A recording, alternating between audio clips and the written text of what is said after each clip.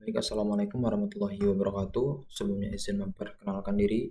Nama saya Husn Utami dari kelas D dengan NPM 231705130.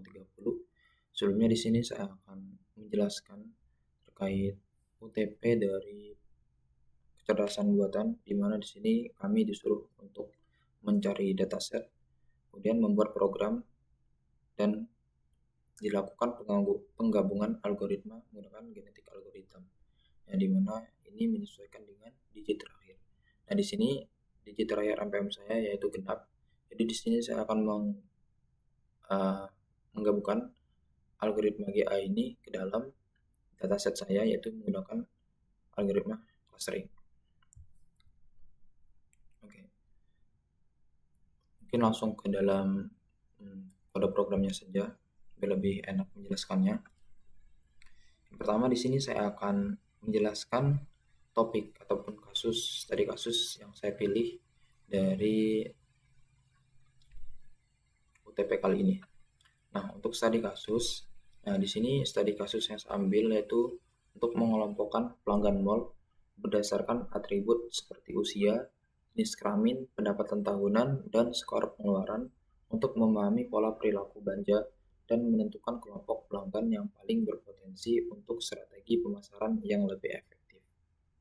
Nah, di mana dari studi kasus ini, dari dataset yang saya pilih itu adalah untuk mengelompokkan pelanggan mall berdasarkan atribut yang ada, seperti usia, kemudian ada usia sama jenis kelamin, kemudian ada pendapatan tahunan.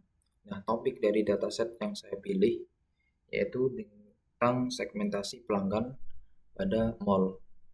Nah, untuk dari sumber dataset yang saya ambil itu berasal dari Kaggle. Nah, ini sumber dataset saya, namanya Mall Customer Segmentation Data. Nah, di sini data yang saya ambil untuk melakukan penggabungan dengan menggunakan algoritma genetik algoritma. Oke, ini sumbernya udah ada ya. Kemudian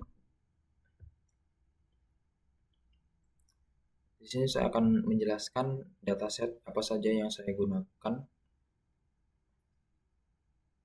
seperti tentang sumber dan atribut pentingnya. Oke, untuk dataset yang saya gunakan untuk kali ini yaitu tentang segmentasi pelanggan mall, di mana untuk sumbernya kan berasal dari Kaggle itu sendiri, dan untuk atribut pentingnya itu di dalam dataset saya itu ada usia pelanggan, kemudian ada annual income atau pendapatan tahunan, dan ada juga spending score atau skor pengeluaran berdasarkan kebiasaan belanja si pelanggan. Nah, untuk atribut pentingnya ini. Nah, setelah itu di sini saya akan menjelaskan satu persatu dari program yang saya buat dari dataset yang saya pilih. Yang pertama, programnya di sini kita harus mengimpor library yang kita butuhkan untuk mengelompokkan menggunakan genetik algoritma, seperti ada Seaborn, kemudian ada juga Pandas NumPy, kemudian kita juga memakai yang namanya Silhouette Score, yang mana ini untuk melakukan implementasi GA-nya nanti, perhitungan GA-nya nanti. Nah, yang pertama ini ada reprocessing, di mana pada reprocessing ini kita harus menginputkan dataset yang kita gunakan dan dengan memanggilnya. Nah, ini dataset saya. Terdapat kolom ID customer, kemudian ada jenis kelamin, ada umur, dan ada pendapatan tahunan dan skor pengeluaran. Kemudian di selanjutnya ada dataset info, yang mana ini berfungsi untuk melihatkan jenis kolom apa saja yang ada dalam dataset saya dan melihat tipe data apa saja yang ada. Kemudian untuk data frame describe ini semacam generalisasi dari dataset yang saya gunakan, seperti main, ada minimal nilai dari setiap customer, dari umur, rata-rata umur pada pelanggan mall, dan pendapatan tahunan dan skor pengeluaran. Kemudian untuk data frame describe ini semacam generalisasi dari dataset yang saya gunakan, seperti main, ada minimal nilai dari setiap customer, dari umur, rata-rata umur pada pelanggan mall, dan pendapatan tahunan dan skor pengeluaran. Kemudian untuk data frame describe ini semacam generalisasi dari dataset yang saya gunakan, seperti main, ada minimal nilai dari setiap customer, dari umur, juga memanggil untuk kolom untuk menentukan kolom apa saja yang ada. Nah, di sini saya menghapus kolom yang tidak perlukan. Jadi ada yang namanya kolom yang bernilai numerik dan kategorik.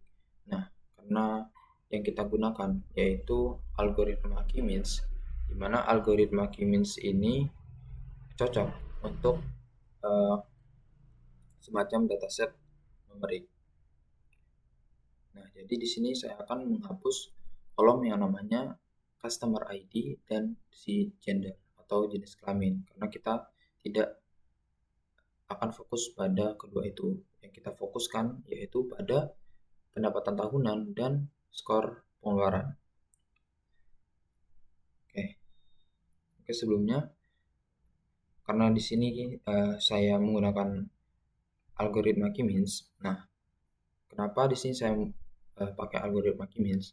Itu yang pasti yang pertama, menurut saya itu algoritma K-means itu cocok buat data-data numerik. Contohnya pada dataset saya ini ada beberapa kolom yang memang menggunakan data numerik seperti umur, kemudian pendapatan tahunan, dan skor pengeluarannya. Dan karena menurut saya kami ini cocok buat data itu. Kemudian alasan yang kedua kenapa saya milih K-means itu K-means ini algoritmanya itu sederhana sama cepat buat dataset yang kecil sampai dengan dataset yang menengah. Nah, kayak dataset yang saya gunakan ini datanya cuma 200 sehingga saya menggunakan K-means. Kemudian untuk alasannya itu karena hasil dari clustering dari algoritma K-means itu mudah diimplementasiin sama divisualisasi di dalam Colab. Oke. Selanjutnya di sini saya akan menjelaskan cara kerja dari GA pada konteks program yang saya buat ini. Oke, untuk implementasi GA pada program saya itu dia menggunakan optimasi jumlah cluster, yang dimana pada penentuan optimasi jumlah clusternya ini dia mengaitkan yang namanya ini Silhouette score, yang mana Silhouette score ini berfungsi untuk mengklasifikasikan nilai mana yang terbaik nantinya yang akan digunakan untuk menentukan cluster itu sendiri. Oke, di sini saya akan menjelaskan satu persatu ya. Nah, di sini yang pertama saya membuat fungsi namanya hitung fitness. Di mana fungsi ini itu berfungsi untuk mengukur seberapa bagus hasil dari clustering untuk nilai K tertentu. Nah, di mana apabila K kurang dari sama dengan 1 atau K lebih dari sama dengan len data scale, nah dia akan mengembalikan return min 1 atau tidak valid. Dengan model dia menggunakan data K-means, kemudian n clusternya itu sama dengan K, random state menggunakan 42, dan ini dengan label model fit predict masukkan data scale-nya. Data scale ini berasal dari normalisasi fitur numerik ini. Kemudian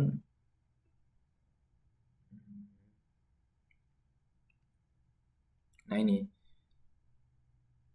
yang saya katakan tadi, kita menggunakan Silhouette score, di mana Silhouette score ini dia nilainya atau value-nya itu antara min 1 sampai dengan 1, sehingga nanti dia akan menentukan jumlah cluster mana yang tepat dengan nilai terbaik dari Silhouette score ini. Kemudian di sini kita akan menginisialisasi populasi awal, di mana di sini diisi dengan populasi acak, K acak dimulai dari 2 sampai dengan 8. Ini dengan generasi 10. Nah, kemudian ini for gain in range generasi. Ini dia akan memproses iterasi GA selama beberapa generasi. Jadi ya kayak semacam looping lah gitu. dia akan melooping pada fitness atau fitness history dari investasi populasi awal yang kita lakukan tadi.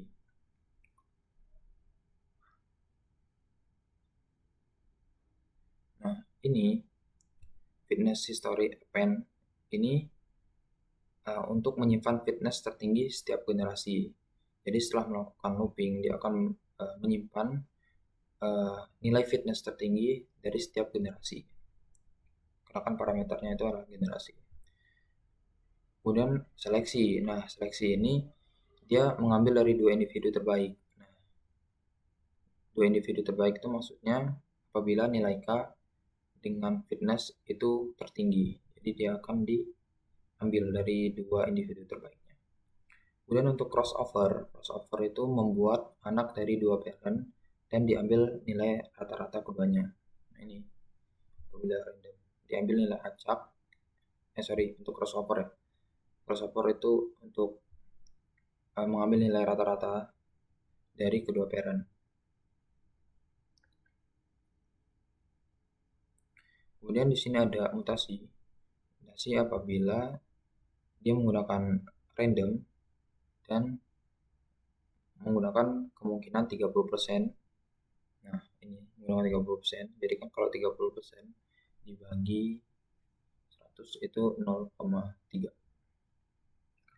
Kemudian ubah nilai ke anak ke kiri dan anak ke kanan. Nah, ini ubah nilainya menyesuaikan dengan batas awal, yaitu batas 2 sampai dengan 8. Nah, ini populasi min1 sama dengan anak ini adalah mengganti individu terburuk dari anak baru.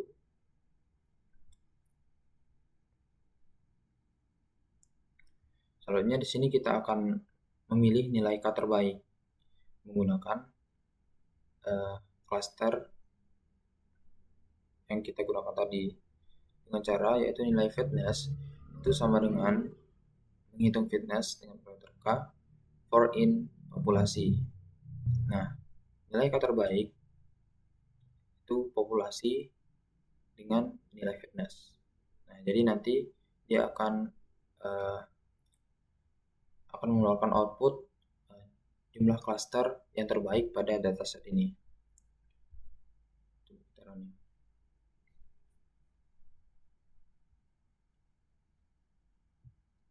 Nah, ini untuk jumlah cluster terbaik dari hasil dari implementasi GA kita yaitu adalah 7 di sini ya.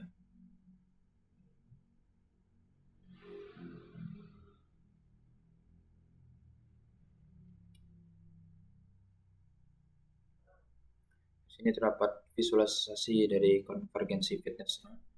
Ada generalisasi. Nah, ini Silhouette skor maksimal. Silhouette skor maksimal kan tadi dimulai dari min 1 sampai dengan 1 kan. Nah, jadi ini mulai dari 0,4110 sampai dengan 0,430. Dengan generasi ini per generasinya.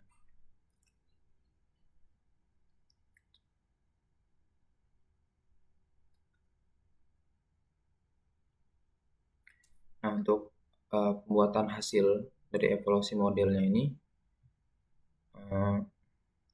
dia bakal membangun model key means terbaik dari GA. Nah, jadi dia nentuinnya K terbaik dan menambahkan ke label cluster. Jadi di pembuatan evaluasi model ini, si key means ini bakal nyari nilai yang terbaik dari genetic algorithm yang kita cari tadi. Nah, kemudian setelah ditentukan atau menentukan K terbaiknya, dia akan menambahkan ke dalam label, ke dalam clustering pada data frame. Nah, ini kita tentuin kan. Nah, jadi untuk clusternya itu ada pada data 1 untuk clusternya dia masuk ke cluster 2, kemudian data ini masuk ke cluster 2, data 2 masuknya cluster 5 dan seterusnya. Karena kita cluster terbaiknya yaitu cluster 7. Yang penting untuk visualisasi hasil clusteringnya seperti ini. Nah, ini untuk pendapatan tahunan, untuk hasil clustering pelanggan, untuk skor pengeluaran, dan pendapatan tahunan menggunakan cluster terbaik yaitu 7. Oke, untuk kesimpulannya, mungkin dengan menggunakan kinetic algorithm, dataset yang saya gunakan ini berhasil dikelompokkan ke dalam K-cluster optimal. Nah, di mana dengan mengelompokkan kinetic algorithm atau GA, jumlah cluster tidak perlu ditentukan secara manual, melainkan ditentukan oleh perhitungan GA yang telah kita lakukan menggunakan Sewollet namanya Schillholt score. Nah, dan hasil clustering bisa membantu mall dalam memahami segmentasi pelanggan seperti pelanggan dengan penghasilan tinggi dan pengeluaran rendah ataupun sebaliknya. Oke, mungkin itu saja penjelasan dari saya. Lebih kurangnya saya mohon maaf. Saya Heri. Wassalamualaikum warahmatullahi wabarakatuh.